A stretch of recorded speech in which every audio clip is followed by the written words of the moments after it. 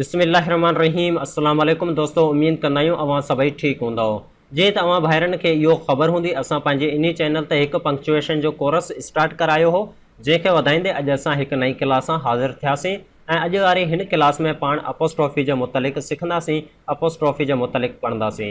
मतिलबु त अॼु वारी ही कंप्लीट क्लास अपोस्ट्रॉफी जे मुतलिक़ हूंदी। इनशाला अॼु वारी हिन क्लास में पाण डिटेल में अपोस्ट्रॉफी खे सिखंदासीं। लेकिन इन क्लास के स्टार्ट करण खां पहिरीं असांजी हिकु नंढी रिक्वेस्ट हूंदी, उहो इहो आहे त जेकॾहिं अवां असांखे सपोर्ट करणु चाहियो था तॾहिं अवां हिन वीडियो खे लाइक करे छॾियो। ऐं जेकॾहिं अवां इन चैनल ते नया आहियो या वरी अवां इन चैनल खे अञा ताईं नाहे सब्सक्राइब कयो त हींअर ई पंहिंजे इन चैनल खे सब्सक्राइब करो ऐं साथ ई बेल आइकन जे बटन ते क्लिक करियो त जीअं अव्हांखे असांजी नेक्स्ट अचण वारी वीडियो जो नोटिफिकेशन मिली सघे। हाणे असीं ॻाल्हि कंदासीं अपोस्ट्रॉफी जे मुतलिक़। त पहिरीं इहो पढ़ंदा आहियूं यूज़ ऑफ अपोस्ट्रॉफी। अपोस्ट्रॉफी जो इस्तेमालु किथे ऐं कीअं कयो वञे थो। यादि करे छॾियो त अपोस्ट्रॉफी जो इस्तेमालु असीं टिनि जायुनि ते कंदा आहियूं, टिनि तरीक़नि में कंदा आहियूं। उन में नंबर हिकु ते आहे पोज़ेशन। पोज़ेशन जो में असीं अपोस्ट्रॉफी जो इस्तेमालु कंदा आहियूं। कंट्रैक्शन में पिणु असीं अपोस्ट्रॉफी जो इस्तेमालु कंदा आहियूं। ऐं टे नंबर ते आहे अदर केसिस। अदर केसिस में मुराद त कुझु ॿियूं अहिड़ियूं जायूं आहिनि जिते असीं अपोस्ट्रॉफी जो इस्तेमालु कंदा आहियूं। उहो पिणु असीं हेठि एग्ज़ाम्पल में तव्हांखे सेखारींदासीं। नंबर हिकु ते असां वटि आहे पोज़ेशन। हाणे पोज़ेशन छा आहे, इन में अपोस्ट्रॉफी जो इस्तेमालु कीअं कयो वञे थो।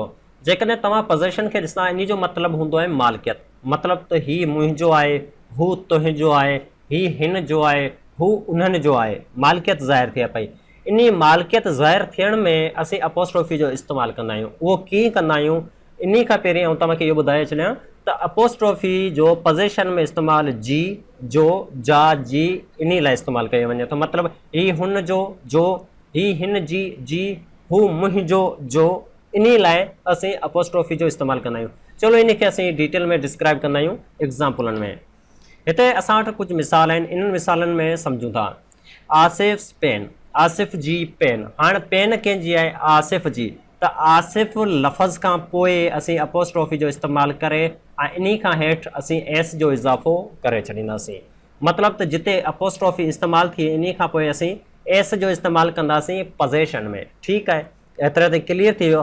आसिफ़ पेन मतिलबु आसिफ़ जी पेन। आसिफ़ मालिक आहे, मालिक जे नाले खां पोइ असीं अपोस्ट्रॉफी जो इस्तेमालु कंदासीं, उन खां पोइ असीं एस ॾेई छॾींदासीं बसि। चलो हिकु ॿियो मिसाल ॾिसंदा आहियूं।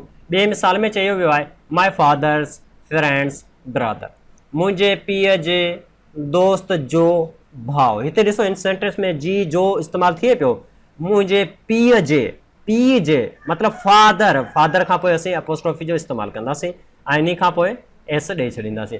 मुंहिंजे पीउ जे दोस्त जो हिते फ्रेंड खां पोइ असीं अपोस्ट्रॉफी ॾेई ऐं एस जो इज़ाफ़ो करे छॾींदासीं ब्रदर। ठीकु आहे, मतिलबु इन सेंटेंस में जी जा अव्हांखे ॾिसण में अचे पियो। मुंहिंजे पीउ जे दोस्त जो भाउ, इन लाइ असीं हिन सेंटेंस में अपोस्ट्रॉफी जो इस्तेमालु कयोसीं। ठीकु आहे, इन खां अलावा नेक्स्ट सेंटेंस आहे, उहो इहो आहे बॉयज़ शर्ट, छोकिरे जी खमीस। छोकिरो केरु आहे, बॉयज़ खां पोइ असीं अपोस्ट्रॉफी जो इस्तेमालु करे एस जो इज़ाफ़ो करे छॾियोसीं। एतिरे ताईं क्लियर। बॉयज़ शर्ट मतिलबु बॉय, हिन जी खमीस आहे बॉयज़, त इन खां पोइ असीं अपोस्ट्रॉफी जो इस्तेमालु कयोसीं ऐं एस ॾेई छॾियोसीं। नेक्स्ट एग्ज़ाम्पल पिणु सेम ई आहे, बॉयज़ शॉर्ट। हिते असीं अपोस्ट्रॉफी जो इस्तेमालु एस खां पोइ कयो आहे। छो कयो आहे, छाकाणि हिते बॉय हिकु छोकिरो हो।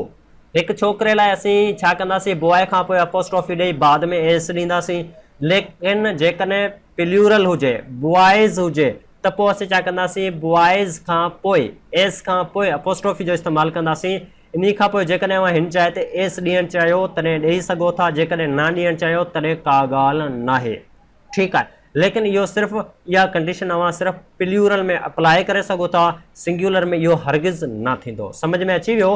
हिते जाम छोकिरा हुआ, इन लाइ असीं छा कयोसीं, एस खां पोइ अपोस्ट्रॉफी जो इस्तेमालु कयोसीं ऐं बाद में शॉर्ट लिखे छॾियोसीं। बॉयज़ शॉर्ट, छोकिरे जी खमीस, बॉयज़ शॉर्ट, छोकिरनि जी खमीसूं। ठीकु आहे, क्लियर आहे। हाणे अव्हांखे उमेद कंदा आहियूं इहो त क्लियर थी वियो हूंदो त पोज़ेशन में अपोस्ट्रॉफी जो इस्तेमालु कीअं करे सघो था। मालिकियत में पोज़ीशन मतिलबु मालिकियत मालिक खां मालिक हुजे, उन जे नाले खां पोइ असीं एस जो इज़ाफ़ो कंदा आहियूं। एतिरे ते क्लियर आहे। चलो हाणे असीं ॻाल्हि कंदासीं नंबर 2 कंट्रैक्शन जे मुतलिक़। नंबर 2 ते असां वटि आहे कॉन्ट्रैक्शन। कॉन्ट्रैक्शन जो इस्तेमालु कीअं कयो वञे थो? कॉन्ट्रैक्शन जो इस्तेमालु अक्सर करे टेंसन में कयो वञे थो, एक्टिव वाइज़, पैसिव वाइज़ या वरी लिखण में कयो वञे थो। ठीकु आहे, हू असीं पढ़ण में इस्तेमालु करे सघंदा हुआसीं पोज़िशन वारो, ही जेको असीं लिखण में इस्तेमालु करे सघूं था, पढ़ण में असांखे सेम ई हूंदो। ठीकु आहे, जीअं टेंस में चयो वञे थो आई हैव आहे, हिते ॿ अल्फाज़ आहिनि, हिकिड़ो आई आहे, ॿियो हैव आहे। हाणे इन खे असीं अपोस्ट्रोफी जे मदद सां शॉर्ट करे छॾींदासीं, निढो करे छॾींदासीं ताकी लिखण में सवलाई थिए। हाणे छा कंदासीं, आई जेको पहिरियों अल्फाज़ आहे आई, इहो सेम जो सेम असीं रखंदासीं। आई पहिरियों अल्फाज़ क्लियर, पहिरें अल्फाज़ खां पोइ असीं अपोस्ट्रोफी जो इस्तेमालु कयासीं, हिकु अल्फाज़ पूरो, उन खां पोइ अपोस्ट्रोफी जो इस्तेमालु। हाणे हिते आहे ॿियो अखर, इन खां पोइ टियों अखर हिते आहे कोन, पोइ छा कंदासीं, ॿिए अखर जा लास्ट वारा 2 लेटर इहे कढे असीं हिन में अपोस्ट्रोफी खां पोइ यूज़ कंदासीं। एतिरे ताईं क्लियर आहे, सम्झ में अची वियो। हाणे ठीकु इन तरह सां हिकु ॿियो सेंटेंस आहे, उन में पिणु 2 लफ़्ज़ आहिनि, हिकिड़ो आहे यू आर।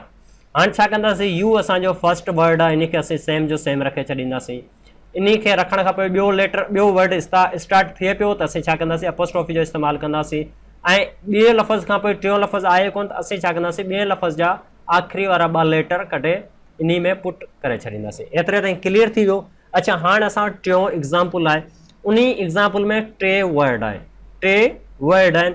पहिरियों आहे वुई, असीं वुई ॾेई छॾियोसीं, पोइ आहे डू नॉट। हाणे जेकॾहिं डू नॉट हिकिड़ो आहे सिंगल वर्ड आहे, डू नॉट, ठीकु आहे, सिंगल वर्ड आहे। हाणे सिंगल वर्ड आहे, इन लाइ असीं छा कंदासीं, अपोस्ट्रोफी जो इस्तेमालु डोंट में यूज़ कंदासीं। छा में यूज़ कंदासीं, डोंट में यूज़ कंदासीं। हाणे ॾिसो, डू नॉट, डोंट, हिते छा जो, हिते 2 दफ़ा ओ अचे पियो, हिकिड़े दफ़ा 2 दफ़ा, असीं सिर्फ़ु हिकु दफ़ो ई ओ लिखंदासीं ऐं बाद में एन खां पोइ वारो जेको ओ आहे इहो ख़तमु कंदासीं ऐं हिन जाइ ते असीं अपोस्ट्रोफी जो इस्तेमालु कंदासीं। उमेद कंदा आहियूं एतिरे ताईं अव्हांजो क्लियर हूंदो, मतिलबु त कॉन्ट्रैक्शन नंबर 2 वारो पिणु क्लियर थी चुको हूंदो। चलो हाणे असीं ॻाल्हि कंदासीं अदर केसिस, मतिलबु कि कुझु ॿियूं जायूं आहिनि जिते असीं अपोस्ट्रोफी जो इस्तेमालु कंदा आहियूं, उहे कहिड़ियूं आहिनि। जीअं असां वटि हिकिड़ो सेंटेंस आहे, हिकिड़ो सुवालु आहे, how many ones are there in. असांखे हिकिड़ी लिस्ट ॾिनी वई आहे डिजिट्स जी, हिकिड़ो नंबर ॾिनो आहे। हिन नंबर में असांखे पुछे थो how many ones are there in, हिन नंबर में केतिरे दफ़ा हिकु आयो आहे। पोइ हिकु लिखण जा 2 तरीक़ा हूंदा आहिनि हिन सेंटेंस में। हिकिड़ो त असीं अपोस्ट्रोफी जे मदद सां लिखंदासीं, हिकु लिखी पोइ छा कंदासीं, अपोस्ट्रोफी जो इस्तेमालु करे एस ॾींदासीं। ॿियो हिकु लिखी ख़ाली एस ॾेई छॾींदासीं। हाणे सेंटेंस में कहिड़ो सही आहे, जेको लेटर मतिलबु हिकु आहे, हिकु खां पोइ अपोस्ट्रोफी जो इस्तेमालु आहे, हीउ सही आहे, हीउ जेको आहे बिल्कुलु ग़लति आहे, हीउ छा आहे, बिल्कुलु ग़लति आहे, हिन जो इस्तेमालु असीं न कंदासीं। ठीकु आहे, हीउ सही आहे। हाणे उमेद कंदा आहियूं एतिरे ताईं अव्हांखे क्लियर थी वियो हूंदो त अपोस्ट्रोफी छा आहे, अपोस्ट्रोफी जो इस्तेमालु कीअं कयो वञे थो ऐं छा लाइ कयो वञे थो। उमेद कंदा आहियूं एतिरे ताईं अव्हांखे डिटेल में सम्झ में अची वियो हूंदो। जेकॾहिं अञा बि अव्हांजो को सुवालु हुजे त अव्हां असांखे कमेंट करे पुछा करे सघो था ऐं असांखे सपोर्ट करण लाइ अव्हां जेको आहे कमेंट करियो ऐं असांजे हिन वीडियो खे लाइक लाज़मी कजो। इनशाला हाणे असीं हिकु ॿी क्लास सां अव्हां सां मिलंदासूं। तेसीं ताईं असांखे ॾियो इजाज़त। अल्लाह हाफ़िज़। सिंध बाराजियन सिंधी टोपी अजरक बाराजियन इहा सिंध नदी रीता सिक भरी प्रीता रची नची